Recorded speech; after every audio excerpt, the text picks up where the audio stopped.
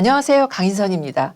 정치권에 여러분들이 궁금해하시는 뉴스를 속 시원하게 풀어드리는 정치펀치 시작합니다. 안녕하세요. 배성규입니다. 새 정부의 국정 틀을 새로 짤 대통령직 인수위원회에 위원장과 부위원장, 기획위원장 등 주요 인사들이 결정이 됐습니다. 그래서 앞으로 이 윤석열 정부의 국정이 어느 방향으로 갈지 굉장히 주목되고 있는 상황입니다. 설명이 필요 없는 정치인 박진우 의원 모셨습니다. 안녕하세요. 네. 반갑습니다. 네, 대선 전에 뵙고 대선 후에 뵙는데 느낌이 이렇게 다르죠. 네. 그때는 경선 후보, 이제 그렇죠. 대선 후보로 네. 나가셨을 때 뵙고, 예. 네. 하여튼 지난번에 경선 나왔을 때 네. 많이 도와주셔서 감사합니다. 아닙니다. 네. 그때. 그때 클릭이 많이 올라왔어요. 아, 네. 그렇죠. 그때 사람들이 굉장히 재밌어하고, 이 박진우 의원 같은 분이 외교 대통령 되면 좋겠다, 이런 얘기하는 분이 많았는데, 네. 지금 뭐 대통령은 빼고. 아니 사실 그때 이제 대선 후보들 중에 외교 문제에 대한 경험을 가진 후보들이 별로 없어서 네. 특히 돋보이셨던 것 같아요. 네. 근데 뭐 우리나라가 이제 앞으로 글로벌 그 중심 국가가 되려면 네. 대통령이 해야 될 일이 외교 안보가 아마 절반은 되지 네. 않을까 이런 그렇죠. 생각이 듭니다. 맞아요. 네. 네. 근데 이제 사실 며칠 안 됐잖아요. 지금 선거 끝난 지. 근데 네. 마지막에 무슨 연설하는 거 들으시니까 진짜 막 네. 절규를 하시던데 네. 그 국민의힘에 부족한 게 절박함이라고 다들 그랬었잖아요. 근데 네. 지금 굉장히 피곤하실 것 같은데 좀 쉬셨습니까? 네. 이제 엊그제 제가 주말마다 등산을 갔었는데요. 네. 3개월 동안 못 갔습니다. 그래서 그렇죠. 그렇죠. 엊그제 북한산에 네. 다녀오고 어제는 또 저희 그 아내가 하는 그 콘서트 음악회 가서 오랜만에 머리 좀 치고 왔습니다. 눈도 귀도 다시 한번 씻고 오셨네요. 네, 네. 근데 이번에 대선 결과가 원래 처음에는 이 한 5% 7% 정도 이길 거다라고 아주 좀 여유로운 마음이었는데 결과를 뚜껑을 딱 여니까 0.73% 아주 다들 멘붕이 왔었다 한동안 한 네. 몇 시간 동안은 그랬는데 예상 못 하셨나요? 네, 저희는 뭐 주변에서도 그랬습니다만은 한 그래도 5% 네. 네. 정도 내지 뭐 7% 정도 차이가 나지 않겠느냐 네. 다들 그렇게 봤어요. 조선일보에서는 어떻게 보셨는지 저희도 모르겠지만 그런 줄 알았어요. 예. 다 여론조사 결과가 그러니까. 네, 다만 그 주변의 분위기 그러니까 정권 교체에 대한 분위기가 높았잖아요. 그렇죠. 여론조사하면 60% 나오는 거 아닙니까? 그렇죠. 네. 하고 그다음에 그 빅데이터에 나오는 네. 이거 트렌드가 있지 않습니까? 네, 그렇죠. 그건 조금 차이가 있었던 것 같아요. 근데 제가 볼 때는 양쪽 진영이 전부 최대한으로 결집한 치열한 선거가 아니었던가 이런 생각이 듭니다. 근데 이제 그 예상만큼 차이를 내지 못한 것 사실 국민의힘에서는 크게 이길 거다. 네. 크게 이기고 싶다. 이제 이런 얘기를 많이 했었는데 네. 그렇게 되지 않은 이유에 대해서는 뭐 샤이 이재명이 있었다. 네. 또는 뭐 여당이니까 뭐 국회의원들 비롯해서 지자체 장들까지 이제 엄청나게 리소스가 많은 거잖아요. 동원할 네. 수 있는 네. 그런 것이다 등등 여러 가지들이 있던데 그 박 의원님께서는 그 어떤 이유를 어떻게 분석을 하고 계십니까? 네. 뭐 선거 전문가들이 많이 계시기 때문에 네. 뭐 정확한 분석은 따로 있겠습니다만은 제가 볼 때는 그동안에 이제 우여곡절이 있었잖아요. 네. 네. 이제 그 저희 국민의힘 같으면은 이제 당내를 추스리는 것 자체가 처음에 좀 삐걱거리지 않았습니까? 그렇죠. 당 대표, 선대위원장, 네, 맞아요. 또 안철수 후보와의 단일화 네. 이런 고비 때마다 저희 그 국민의힘을 지지하는 분들이 막 걱정을 많이 하시고 큰일 났다 이거. 아니 이렇게 해갖고 어떻게 정권 교체를 하느냐. 그럴수록 또 뭉치는 효과가 있었던 것 그렇죠. 같아요. 네. 또 반면에 이제 민주당 쪽은 저 이재명 후보가 네. 나와서 나는 뭐 경제 위기에 강한 능력 있는 대통령이다 이렇게 네. 얘기를 했지 않았습니까?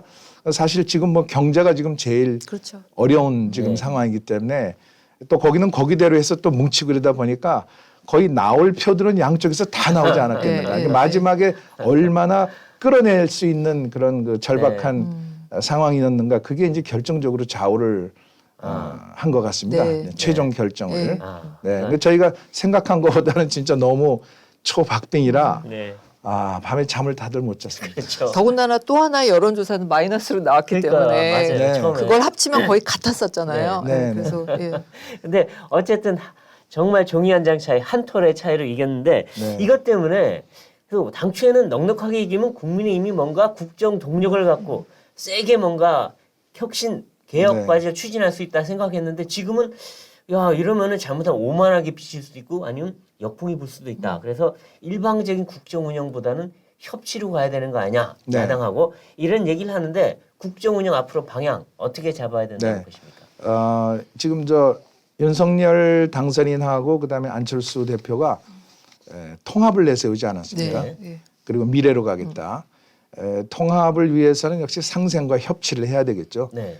국회의원 수로도 지금 거대 이제 야당이 됐죠. 거대 야당이 있고 또 경제를 살리고 외교안보 하려면 초당적으로 여야가 이런 그 협의를 하지 않으면 어렵지 않습니까? 네. 그래서 저희가 이제 초박빙으로 이렇게 이겼던 만큼 국민의 그 준엄한 심판이 얼마나 무서운가 네. 하는 거를 또 다시 한번 깨닫게 됐고 네. 그렇기 때문에 이런 그 협치와 상생의 방향으로 가야 되겠다 하는 생각이 굉장히 많아진 것 같습니다. 네. 그리고 이제 대통령직 이수위원장을 안철수 이제 국민의당 대표가 맡았는데 네. 뭐 당초 이제 약속된 것이긴 하지만 앞으로 이제 당대당 통합도 있어야 되고 여러 가지 이슈들이 사실 많이 있잖아요. 근데 그 두 분이 잘 케미를 잘 만들어서 굴러갈 거라고 보세요. 어떻게 보세요? 네. 사연이 좀 많았잖아요.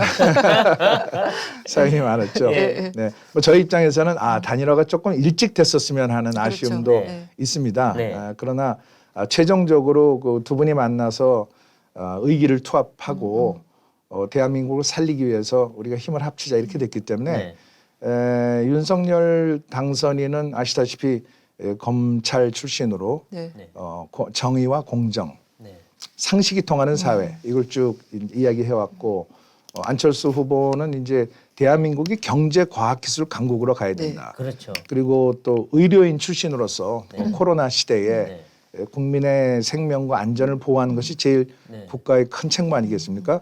제가 볼 때는 두 분이 아주 잘 맞을 것 같습니다. 이런 네. 그 배경이나 네. 또 그동안에 그 해왔던 어떤 철학이나 비전 이런 것들이 잘 맞아 들어가지 않겠는가. 보고 오늘 있습니다. 처음으로 만난다고 그런 글쎄 것 오늘 같아요. 이제 예. 차담회를 처음에 한다고 하는데 네. 근데 원래 또 단일화 때는 서로 뭔가 소통이 잘 안 되고 네. 뭐 의견이 안 맞았던 건지 뭔지 굉장히 오래 끌었잖아요. 단일화 네. 시기를 거의 뭐 3주 가까이 끌었는데 그럼에도 불구하고 이제 잘 됐으니까 서로 잘 통할 거다라고 볼 수 있어요. 비언디의 땅이 굳는다. 비언디의 땅이 굳는다. 얘기할 진짜 수 있겠습니다. 제 친구는 네. 뉴스를 잘 안 보는 사람인데 네. 선거 그러니까 투표를 하러 가서야 단일화를 했다는 걸 알았대요. 그래서 네.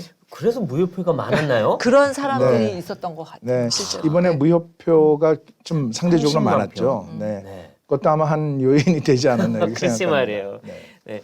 근데 오늘 그 뭐 보도가 나오긴 했는데 원래대로라면 안철수 인수위원장이 쭉 가서 총리까지 맞는 거 아니냐라고 많은 사람들이 생각했는데 네. 지금 갑자기 김부겸 총리 유인 카드가 갑자기 나왔어요. 네.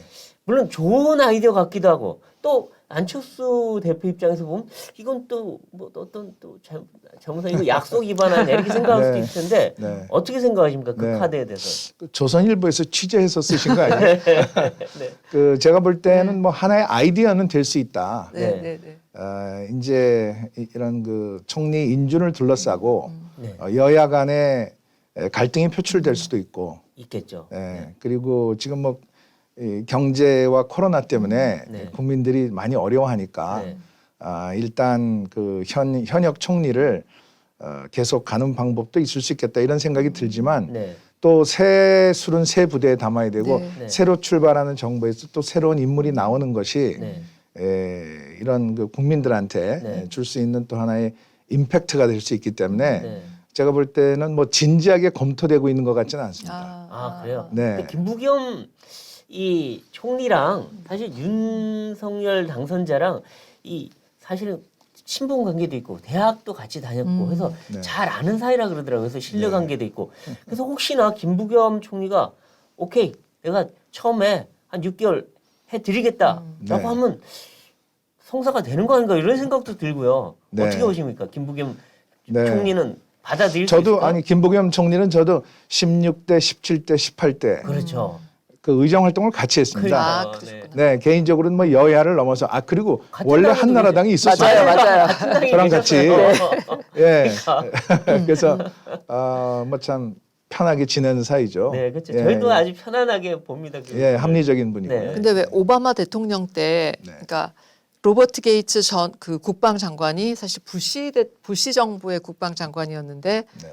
그냥 오바마가 유임시킨 사례가 있었어요. 네. 그래갖고 네. 그때 이제 아마 이라크전, 아프가니스탄전을 하려니까 너무 이제 힘든 과정에서 왜 전쟁 때는 그러니까 장수를 갈지 않는다 이제 그런 네. 얘기들이 네. 있잖아요. 그래서 아마 네. 그랬던 것 같은데 그 당시에는 아마 평가가 좋았었던 기억이 나요. 그래서 아마 그런 아이디어가 나올 수 있을 것 같은데 근데 안철수 위원장께서 안 좋아하지 않을까요?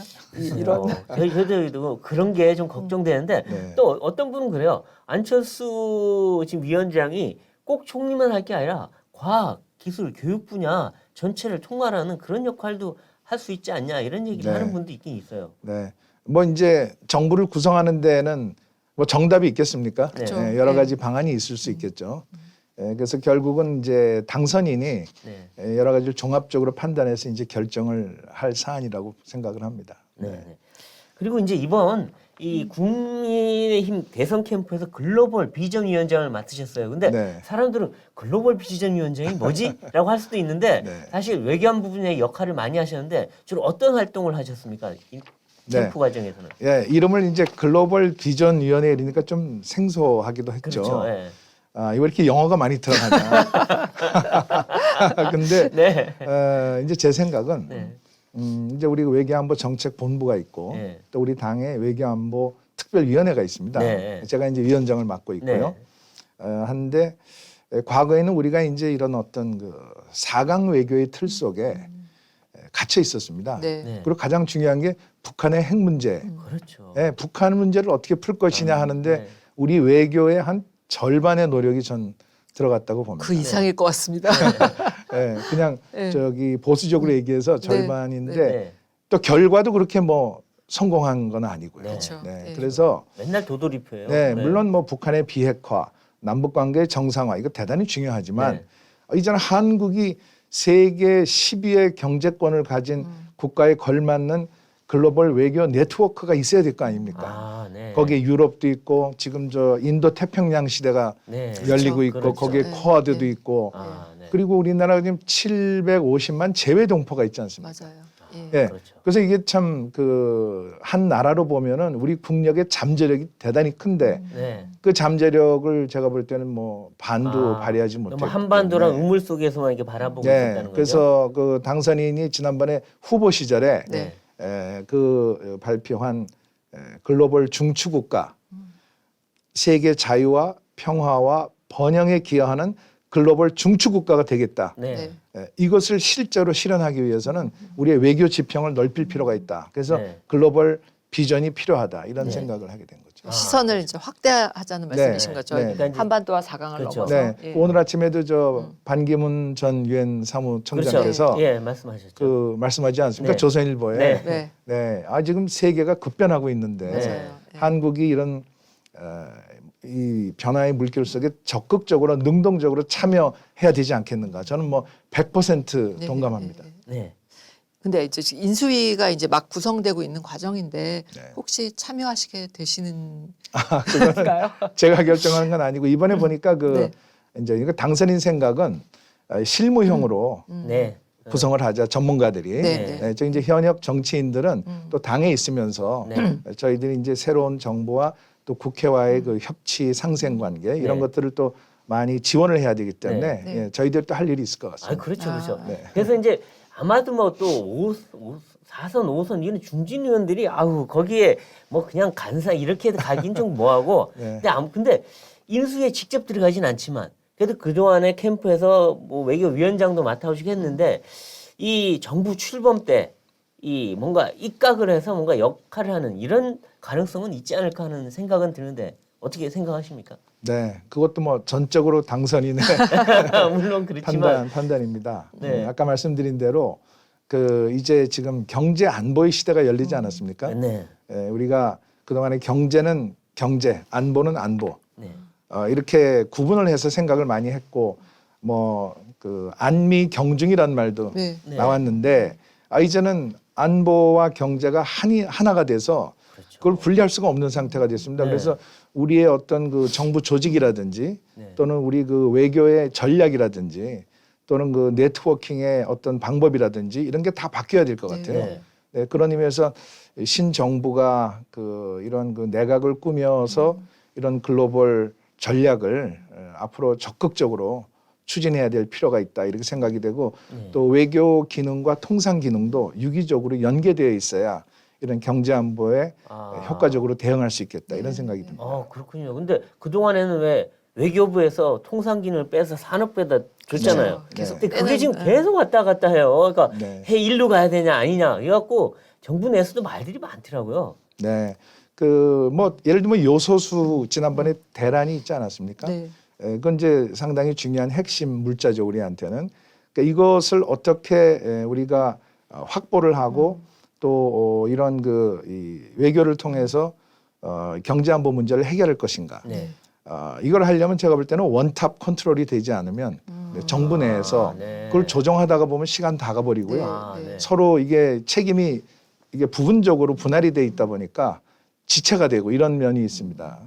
그래서 이제 그걸 좀 조정할 필요가 있다. 외교하고 통상은 좀 합치는 네, 저는 방향으로. 유기적으로 연계가 되어야만 네. 우리 대한민국은 사실 통상 국가 아니겠습니까? 그렇죠. 예, 근데 그 통상을 이 협상할 수 있는 그 니고시에이션을 할 수 있는 그런 능력을 가진 부처에서 네. 이 통상과 외교를 같이 연계해 주는 것이 네. 국익에 도움이 될 것 같다 이런 생각이 듭니다. 그렇군요. 근데 선거가 끝나자마자라고 거의 생각될 네. 정도로 짧은 시간 안에 이제 바이든 대통령하고 윤석열 당선자하고 통화를 네. 했단 말이에요. 그래서 그걸 보면서 미국에서 좀 기다렸나? 그러니까 막 거의 시간을 재고 있다가 4시간 만에 전화한 건 이제 처음 봤어요. 네, 미국에서 많이 기다린 것 같아요. 아니 그러니까 사실 백악관에서 그 대선 후보하고 통화를 위해서 통화 준비를 하려면 사실 시간이 상당히 네. 걸리잖아요. 네, 네. 근데 그런 거 치고는 거의 뭐 세팅해놓고, 시간 세팅해놓고 있었던 것 같아요. 뭔가. 네, 아니 바이든 대통령이 참 선거 그 당선이 확정되고 나서 4시간인가요? 5시간? 그렇습니다. 예. 그런 그 짧은 시간에 전화를 당선이 나고 한 것은 제가 볼 때는 상당히 미국 측에도 네. 이번 그 선거에 대한 기대가 높았다. 네. 이걸 볼 수가 있고 또 뭐 당선인 입장에서도 우선 가장 중요한 한미 동맹 네. 이것을 정상화시켜야 되겠다. 회복해야 되겠다. 그런 차원에서 첫 대화가 빨리 이루어진 것은 아주 고무적이라고 생각합니다. 그때 그 통화하는 자리에 옆에 계셨죠? 그때 네. 그 아, 통화는 댁에서 했기 때문에 그러셨구나. 아, 근데 이 정말 바이든 대통령이 이렇게까지 빨리 전화를 한 거는 네. 뭔가 우리나라에 주는 시그널이 있는 것 같아요. 앞으로 이 문재인 정부 때 뭔가 불통이었던 거를 빨리 튀우고 싶다 이런 것 같은데 좀 미국의 앞으로 어떤 우리한테 대한 태도 변화가 있을까요?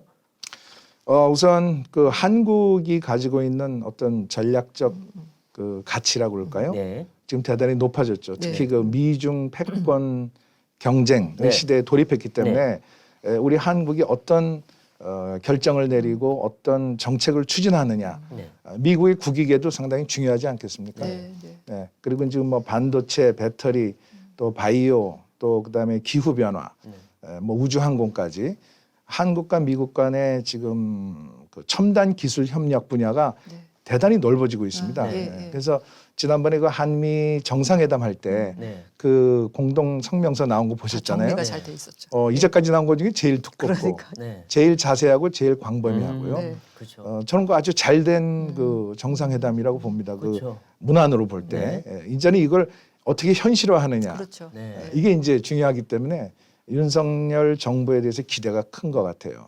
근데 이제 새 정부 출범 직후에 한미 정상회담이 이루어질 것이란 전망이 많이 나오는데 네. 바이든 대통령이 쿼드 정상회담 위해서 이제 일본에 5월달에 올 예정이라 결국 네. 그 일정 안에 이제 한국 방문을 포함시킬 것 같다는 그런 얘기들이 많이 나오는데 네. 사실 그러니까 정상회담을 빨리 제대로 하는 것도 굉장히 중요하잖아요. 네. 지금 이제 미국은 특히 바이든 행정부는 그동안에 한미일 협력 관계를 중시해 왔습니다. 네. 그런데 이제 일본에 스가 정권이 있었고 한국에 이제 문재인 정부가 있었는데 이게 그 한일 간의 관계가 지금 아주 교착 상태에 있지 않습니까? 그렇죠. 어떤 분은 뭐 최악의 최악이다 그러죠. 상태라고 하기 때문에 이게 한미일 협력이 잘 안 됐습니다. 그동안에. 네. 네. 뭐 삼국 정상회의는 말할 것도 없고요. 근데 이번에 마침 동경에서 쿼드, 네. 예, 그러니까 그 인도 태평양 지역에 이제 민주주의 국가들이 모인 그 안보 협력체 네. 네. 정상회의가 예정돼 있기 때문에 날짜는 아직 뭐 잡히지 않았습니다만은 그 기회에 한미일 정상회의를 추진하면 어떠냐 네. 하는 것이 지금 이제 물밑에서 네. 논의가 되고 있는 것 같고요. 네. 뭐 우리 입장에서 봤을 때도 이것은 한일 관계 개선과 한미일 협력 두 가지를 한꺼번에 할 수 있는 좋은 기회다. 네. 이렇게 보고 또 그걸 전후해서 한미 정상회담이 이루어지면은 아주 바람직하겠다 이렇게 보고 네. 있습니다. 근데 미국에서 우리한테 뭔가 요구하는 게 쿼드, 그러니까 중국을 겨냥한 동맹체에 들어와 달라라는 거랑 아까 말씀하신 대로 한일 관계 빨리 좀 복원시켜라라는 두 가지 요구 사항이 있다는 느낌이 들어요. 근데 그럼 거꾸로 우리는 미국한테 뭘 얻어낼 수가 있나요?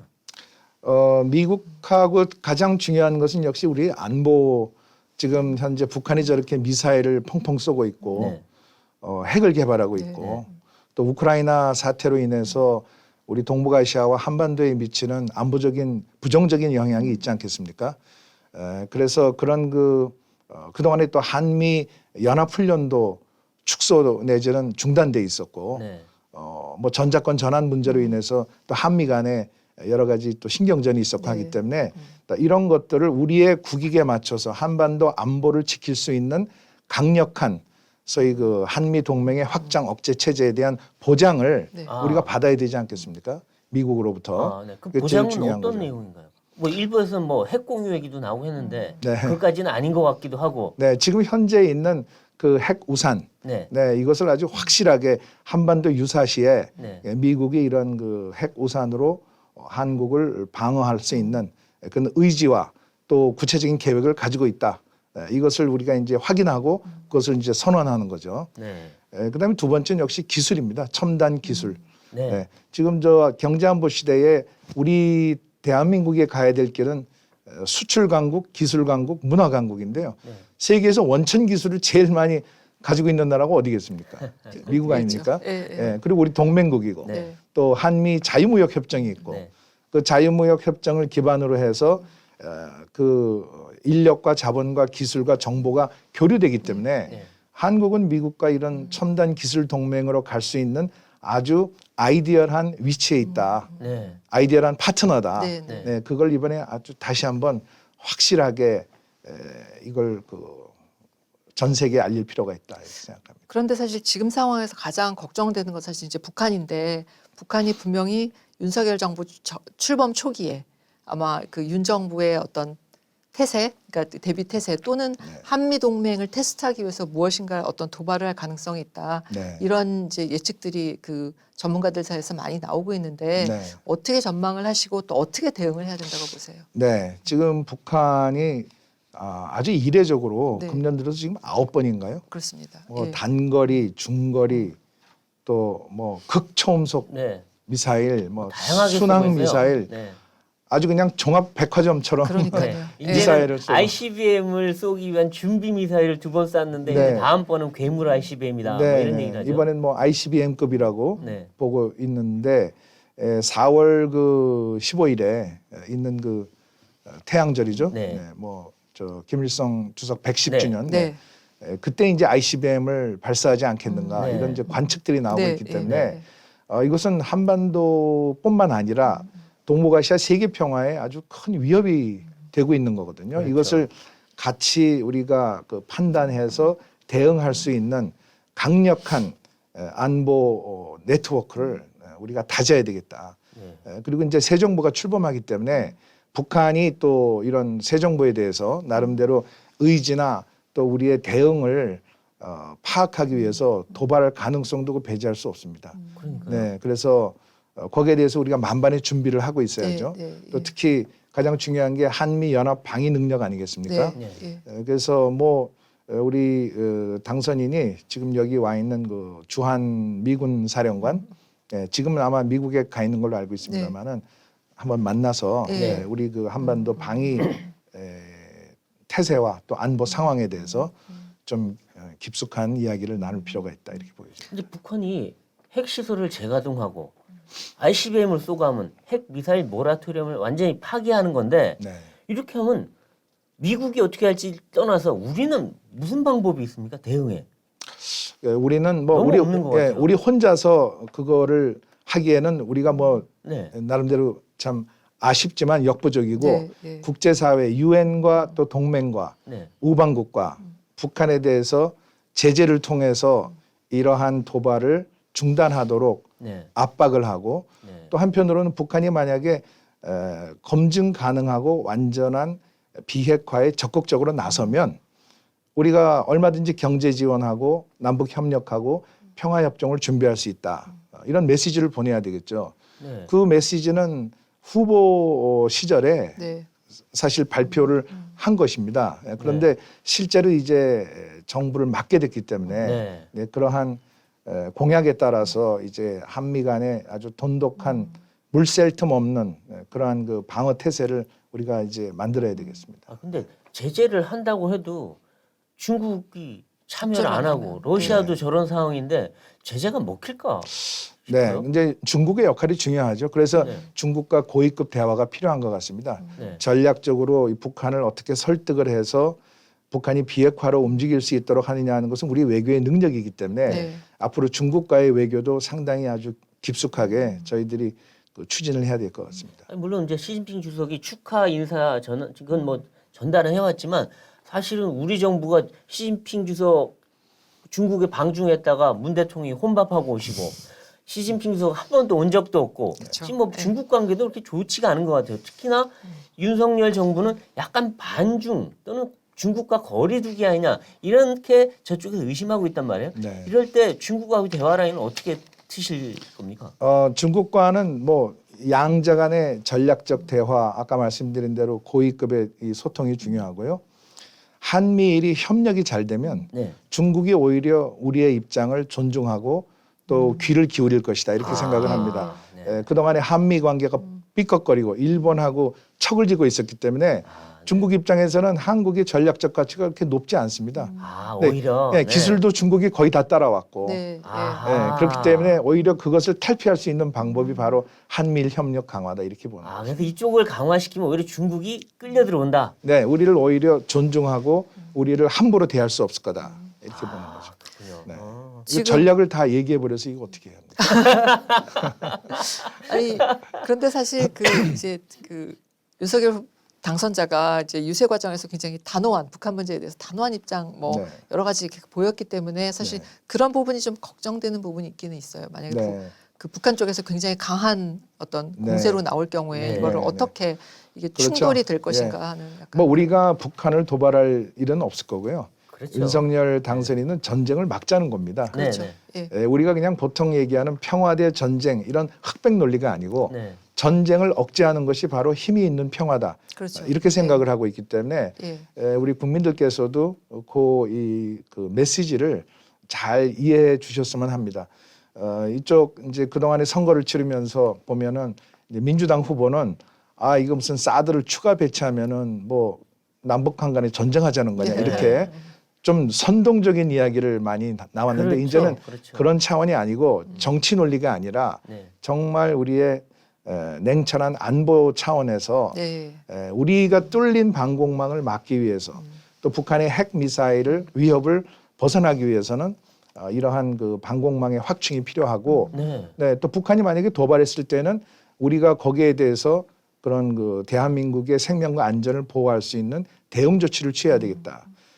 자위적인 차원에서 할 수 있는 조치는 그건 당연히 취해야 네. 되겠다 이렇게 생각하는 거죠. 그렇죠. 지금 북한이 쏘는 미사일을 보면 극초음속 방사포, 그다음에 이스칸데르 순항 미사일, 그다음에 무슨 네. 고각 발사까지 예. 그걸 동시에 쏘면은 우리가 그걸 막을 수 있는 방법이 없는 것 그러니까 같아요. 북한은 지금 한국의 방어망을 뚫을 수 있는 모든 미사일은 전부 실험해 보고 있는 네. 거 아닙니까? 그러니까요. 그렇죠. 근데 우리는 근데 우리가 손을 놓고 있다는 건 말이 안 되죠. 대화하자고. 예. 무조건 대화, 평화. 네. 대화 안 하고 평화 안 하는데. 예. 그래서 북한이 핵과 미사일로 위협하는데 그냥 평화만 부르짖으면 과연 진짜 평화가 올 수 있겠느냐. 얻어맞으면 봐주세요. 이거밖에 더 있겠어요. 네. 봐주세요. 종전선언도 마찬가지죠.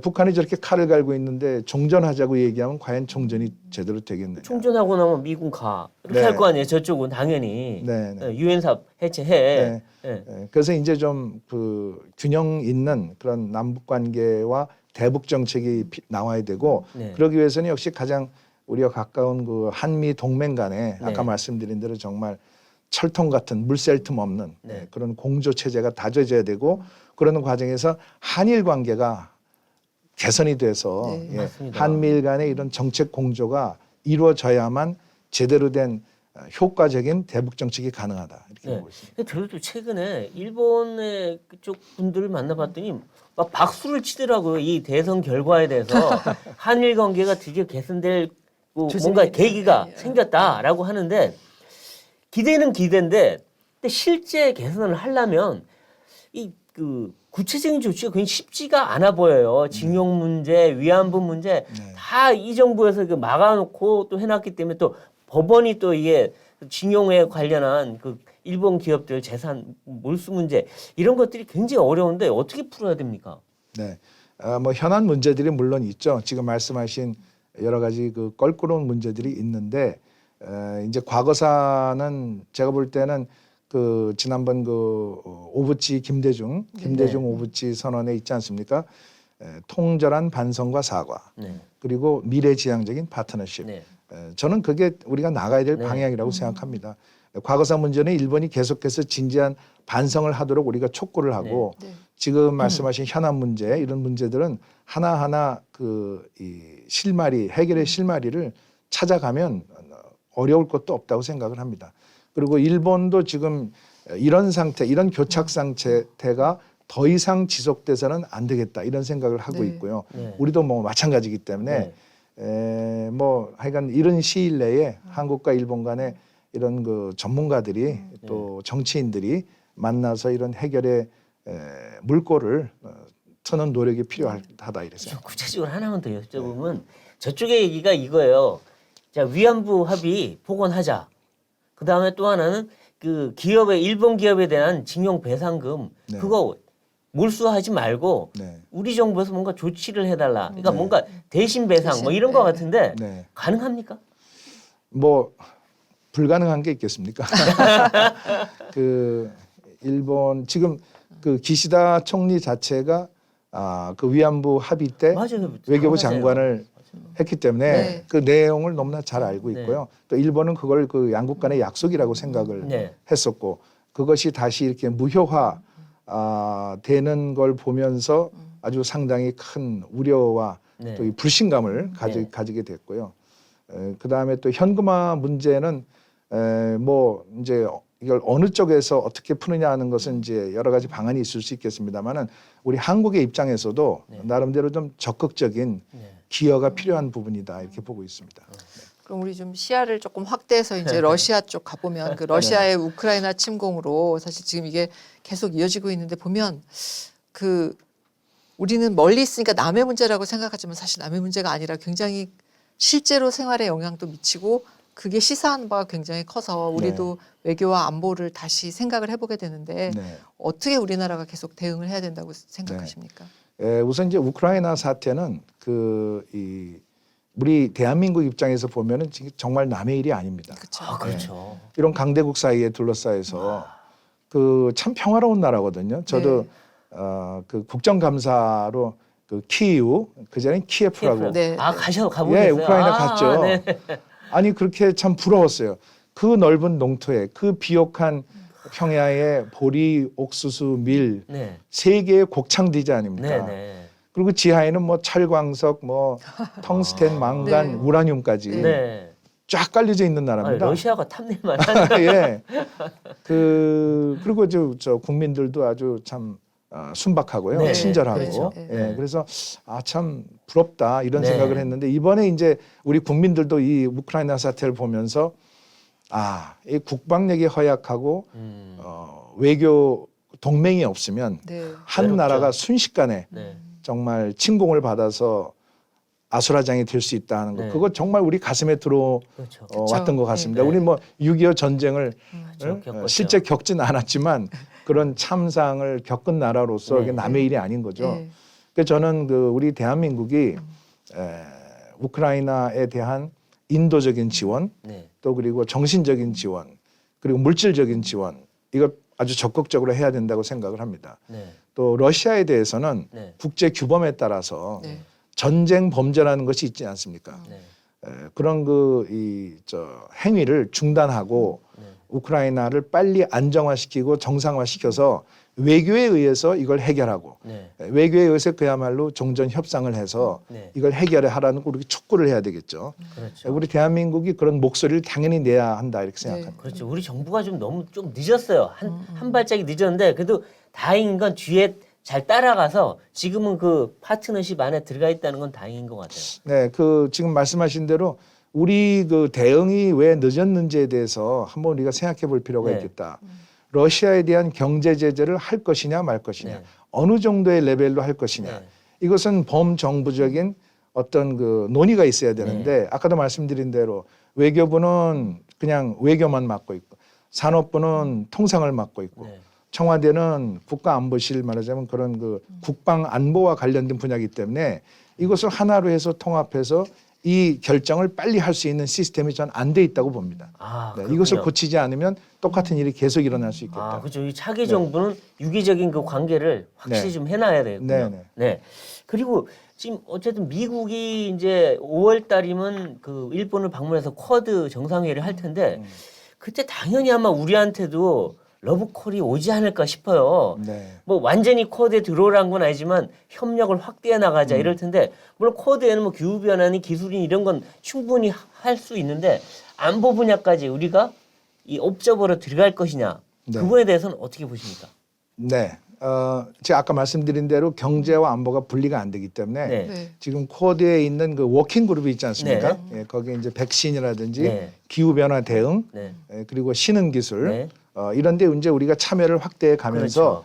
아시아 태평양, 인도 태평양 지역의 전체적인 안보 상황에 대한 네. 논의를 당연히 하지 않겠습니까? 그렇죠. 우리가 쿼드의 멤버이건 아니건을 떠나서 네네. 네, 그렇게 하다 보면은 한국이 기여할 수 있는 부분이 당연히 나올 수 있게 되고 우리의 역할과 목소리가 커질 수 있다. 그래서 저는 이제 이런 그 어떤 동북아시아에 한정된 그런 그 4강 위주의 틀에서 벗어나서 네. 인도 태평양 지역에서 한국이 자유 평화 번영에 기여하려면 네. 쿼드와 밀접하게 공조를 해 나가야 된다 이렇게 봅니다. 네. 그런데 공조를 해 나가는데 그냥 그 뭐 좋은 게 좋은 말 뜬구름 잡을 땐 좋은데 네. 이게 대만 문제가 됐거나 남중국해 문제가 됐거나 네. 이런 문제 구체적인 문제로 올 때 중국하고 각을 세워야 되는 아주 어려운 측면이 있는데 그 네. 어떻게 빠져나갈 방법이 있나요? 네, 지난번에 한미 정상회담에서 대만 해협의 평화와 안정, 그게 들어갔어요. 네, 그다음에 남중국해에서의 그 항행의 자유 자유. 그 들어가지 않았습니까? 들어갔죠. 네. 처음으로 들어갔습니다. 처음 들어갔어요. 저희도 한미 놀랐어요. 정상회의에서 거기에 따라서 한국이 할 수 있는 어떤 가시적인 노력이 전 있어야 한다고 봅니다. 또 거기에 대한 목소리도 내고요. 아, 네, 네. 어느 정도까지 우리가 할 것인가는 물론 이제 정부 내에서 아주 심도 있게 검토를 해야 되겠죠. 네. 그러나 한국의 입장에서 이건 나 몰라라 할 수는 없는 예. 일이다 이렇게 아, 생각합니다. 그렇군요. 네. 근데 박 의원님은 사실 뭐 어려서 저 청와대에서 일도 하시고 그때 이제 30대. 어릴 때죠. 그리고 뭐 이제 국회도 계셨고 그다음에 무슨 학계도 계시고 여러 가지 역할을 많이 하셨는데 이렇게 그동안 해오신 일을 보면 외교적 자산이 굉장히 많잖아요. 미국, 중국, 일본의 이제 인맥도 뭐 엄청나게 바이든 갖고 대통령 계시고. 다 아시고. 예, 예. 바이든 대통령하고는 어떻게 하세요? 네. 예. 바이든 대통령은 그 아시다시피 상원에서 36년을 하신 그렇죠. 분입니다. 그래서 예, 예. 우리가 이제 의회 차원에서 교류를 할 때 제가 이제 그 종로 출신 삼선 의원으로 외교통상통일위원장에 이제 출마했을 때 네. 한미 의원 외교협회 단장으로 네. 워싱턴에 가서 그때 그 상원 외교위원장을 네. 맡고 있던 바이든 대통령을 만났죠. 아, 네. 네, 그래서 그때 한미 관계, 중국, 뭐 북한 문제 이렇게 쭉 얘기했는데 아주 참 화기애애하게 대화가 됐고 네. 소탈하게 네. 그냥 그 당시 그 바이든 상원 외교위원장이 오바마 의원한테 부통령 제의를 받고 있었을 때거든요. 그때. 네. 그래서 고민을 하고 있을 때입니다. 네. 그렇군요. 이걸 받아야 되냐 말아야 되냐. 그렇네요. 예. 야, 그런데 자기도 까마득한 후배한테. 예. 그래서 이제 저한테 체어먼 박 위원장은 언제 대통령 나갑니까? 아, 예. 예. 그래서 제가 sometime in the future 미래 언젠가 아, 약속을 실현하셨어요. 예. 나가면 이랬는데 예. 그러고 나서 13년 만에 바이든 대통령이 된 거죠. 네. 작년에. 네. 그리고 저도 뭐 대통령 경선에 그렇죠. 나갔으니까 바이든하고 약속은 제가 지킨 그렇죠. 겁니다. 서로 다. 그래서 아주 좋은 대화를 나눴습니다. 그럼 원래 질문으로 돌아가서 이제 그 한중일에 갖고 있는 그 인맥과 여러 가지 경험, 자산들을 어떻게 차기 정부에서 좀 활용을 하셔야 되지 않을까요? 네, 저는 예. 지금 국회에서 글로벌 외교안보 포럼 대표를 맡고 있고 또 한미 의회 외교 포럼의 또 공동 대표를 맡고 있기 때문에 미국과 교류하는 것은 늘 저희들이 하고 있고요. 네. 또 중국도 참 중요합니다. 왜냐하면 우리 지리적, 문화적, 역사적으로 가깝고 또 수출이 우리 수출 수입 최고의 경제 파트너 아니겠습니까? 그 중국이 참 그 경제가 잘 발전을 해서 한국도 그 파도를 같이 넘어서 네. 우리 경제력을 확장하는 것이 우리 국익 아니겠습니까? 다만 중국이 워낙 지금 중국 제조 그 계획에 따라서 웬만한 분야는 지금 다 우리를 따라오고 추월하고 있는 분야도 있지 않습니까? 네, 뭐 있죠. 인공지능이라든지 네. 빅데이터라든지요. 그래서 저는 그 한국이 그 중국과의 기술 격차를 유지하기 위해서 미국과 첨단 기술 동맹을 맺고 우리나라 경제가 그리고 대한민국이 중국한테 존중받을 수 있고 중국한테 필요한 나라가 돼야만 제대로 대접을 받을 수 있다 이렇게 생각을 하고 있습니다. 그래서 중국과 고위급 대화가 아주 중요한데 저는 이제 지금 그 중국의 외교를 맡고 있는 양제츠 네. 국무위원과 또 인연이 있습니다. 네. 제가 그 미국서 유학을 할 때 그 양제츠 국무위원의 친동생이 양지미엔이라는 분이 미국에서 그 플래처 스쿨에서 공부를 하고 있었습니다. 저는 케네디 스쿨에 있었는데 학점이 교환이 되기 때문에 수업을 같이 들었어요. 아, 그렇군요. 세계 정치란 수업을. 친해졌어요. 근데 그 당시 형이 누군지를 몰랐어요. 근데 나중에 제가 이제 그 상해에 가서 국제문제연구소를 갔더니 그 양지미엔 친구가 거기 소장을 하고 있었습니다. 제가 국회의원 때. 네. 그 형을 소개를 받아가지고 그 양지츠 그 외교부 장관 당시에 서울에 왔을 때 여기 그 유명한 외교부 장관 양제츠 외교부 장관 외교통상위원장 이렇게 세 분이 만나서 식사도 같이 하고 여러 가지 얘기를 많이 했죠. 야, 이건 그 이제 형제를 다 압니다.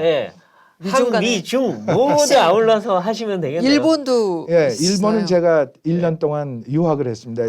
그렇죠. 동경대학에서. 그래서 그때 이제 일본 역사와 문화 또 그리고 일본이 생각하는 세계관 이런 거에 대해서 들여다볼 기회가 있었는데 지금 그 외무장관을 하고 있는 하야시 요시마사 그다음에 이제 방위상을 했던 그 고노 따로 그다음에 그 전에 이제 마에하라 의원 늘 저희들이 만나서 한일 간의 의원 교류를 했었거든요. 그렇죠. 하야시 요시마사 외상은 또 케네디 스쿨 후배입니다. 그래서 동문입니다.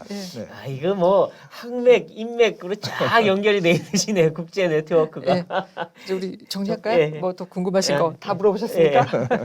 자, 그러면 우리 마지막 정리하는 질문으로 그 윤석열 정부가 가려고 하는 방향 중에서 지금 뭐 외교 안보든 뭐 어떤 방향이든 국민들께 꼭 알려드리고 싶은 부분이 있으면 그걸 좀 말씀해 주시면 좋겠습니다. 윤석열 당선인이 당선된 이유는 우리 국민들께서 그야말로 참 공정과 정의가 통하는 제대로 된 나라를 만들어달라.